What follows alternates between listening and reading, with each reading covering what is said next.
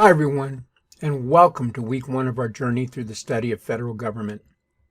I'm sure that most, if not all of you, are asking the question of yourselves, why am I even taking this course?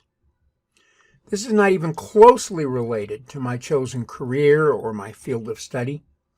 Well, besides the obvious answer of because the great state of Texas says you have to, there are some very real and practical reasons that you should take this course and pay attention along the way.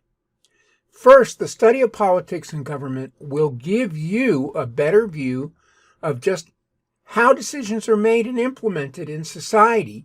While you might think studying government is pure boredom and has nothing to do with you, I know I sure did when I took this course as a college sophomore more than 40 years ago. That's simply not true, as I've come to learn over the course of my career in business and education. The first thing to remember is that in a free and open society such as ours, government begins and ends with the citizens themselves. Whether it's dealing with local ordinances or selecting candidates at the voting booth, government impacts you on a daily basis, and you probably don't even realize it. For instance, who decides how much you'll pay in property tax, or sales tax, or road and bridge fees, or the ever-popular federal income tax? Do these impact you and your family? You bet they do. How about mundane ordinances like where and when you can dispose of your trash, or whether or not you can add a shed to the back of your property, or how high you can build your fence next to your neighbor, or how loud you can play your music at a party, or whether or not you can even have a party at your own home? The answer is often locally elected representatives. These rather mundane topics can often hit home in real and serious ways, as we've discovered over the past year and a half.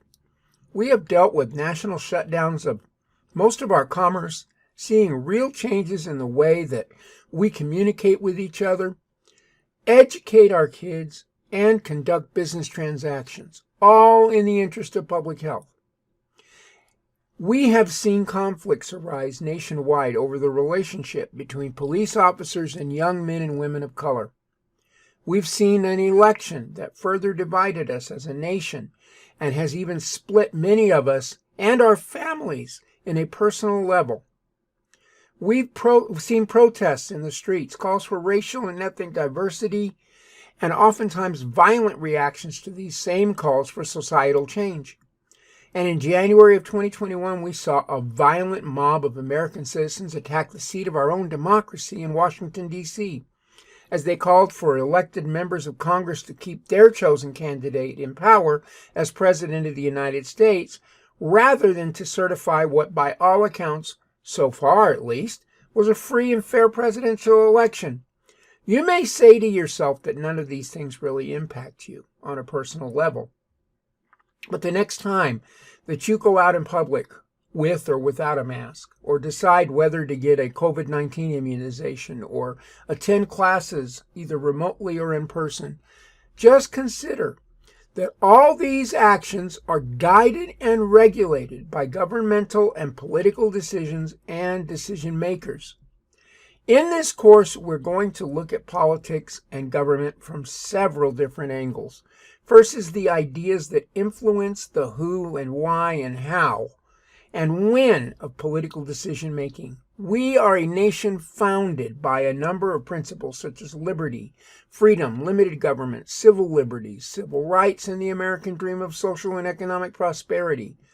But not all of us see these ideas from the same point of view. Many believe that we live in a system where your ability to succeed in life is not based on your potential as a human being, but on the color of your skin, or where you were born, or how much money your parents have, or what kind of education you received, or what language you spoke. The second way that we will look at politics and government is through the lens of institutions. These are the physical and systemic organizations, norms, and rules that structure political action. When we think of government, we often think in terms of the who, the people we choose to represent and guide us. But institutions are the how and the when and the why, the brick and mortar pieces that actually comprise our government. For instance, the idea of requiring the registration of a vehicle for the purposes of taxation and identification might be abstract, but it gets real when you go in line, online, or stand in line to pay for your yearly registration fees, or face a stiff fine the next time that you're encountering the police.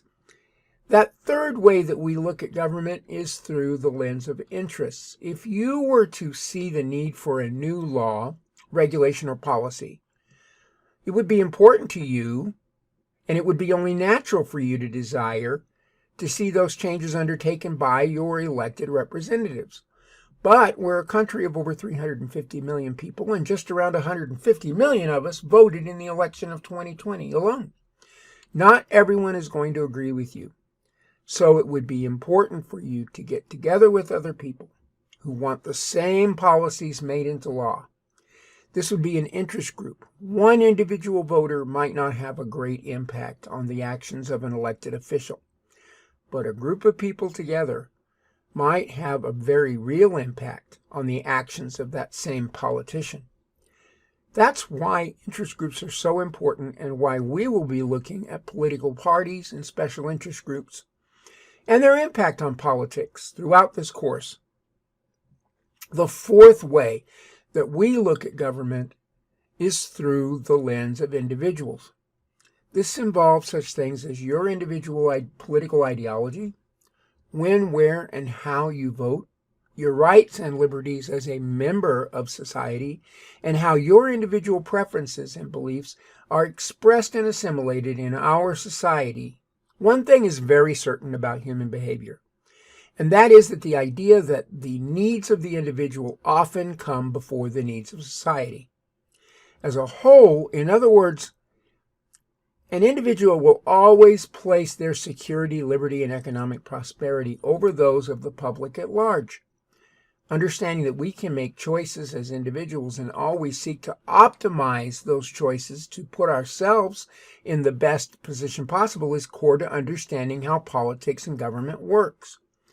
While we will go into much more detail as this course progresses, these are just a few of the concepts and ideas that are presented in this first week of our study of federal government. I encourage you to get access to the textbook as soon as you possibly can, and to keep in touch with me on Blackboard by messaging me or by emailing me at jseymou1@epcc.edu. I wish all of you the best as we get started on our journey, and I look forward to seeing your responses to this week's discussion question.